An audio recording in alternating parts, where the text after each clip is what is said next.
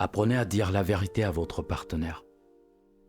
Apprenez surtout à trouver le bon moment et la bonne formule. Tout le monde n'aime pas entendre la même chose ou alors des vérités à certains moments ou quand elles sont dites d'une certaine façon.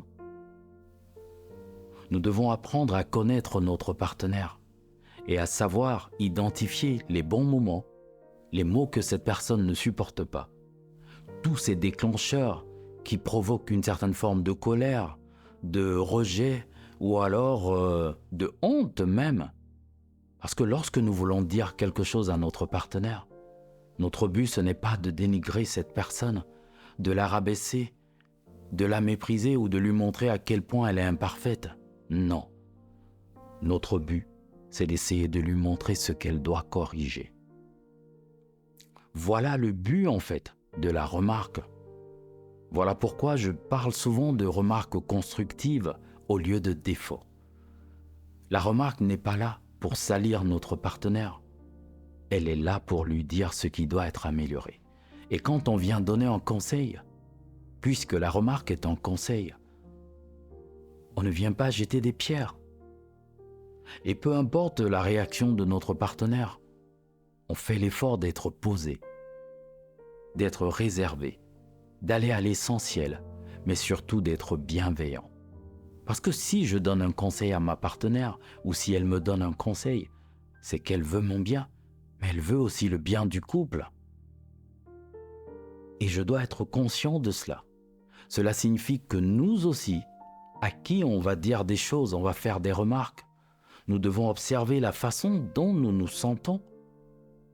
Toutes ces choses que nous ne supportons pas, ce ne sera pas exactement la même chose de la part de notre partenaire, mais ça nous donnera déjà beaucoup d'indices. Cela nous permettra déjà de savoir comment l'autre se sent quand on lui dit des choses. Parce qu'au-delà de tout, c'est d'abord un conseil. Mais aussi, vous devez apprendre à vous taire parfois. Parfois, parce que nous nous disons que nous sommes des personnes qui savent dire ce qu'elles pensent, souvent nous ne savons pas nous taire. Mais le silence, parfois, est une façon de dire les choses. C'est quand il est constant qu'il devient mauvais parce qu'il est dangereux. Et notre but, ce n'est pas d'être dangereux dans notre relation, c'est d'être aimant. On ne s'est pas mis en relation pour montrer à quel point on a un ego surdimensionné, à quel point on a une rage et tout. Non, on s'est mis en relation pour aimer et être aimé. Pour apporter de la valeur dans la vie de l'autre et apprendre de cette personne. Pour grandir ensemble, se tirer vers le haut. Voilà quelques raisons pour lesquelles on s'est mis ensemble. Bon, il y a l'autre raison qu'on ne cite pas ici. Bon, je n'ai rien dit. Donc, il est important de savoir dire les choses. C'est vrai que vous avez également des gens qui, peu importe la façon dont on leur dit des choses, vont réagir d'une certaine façon.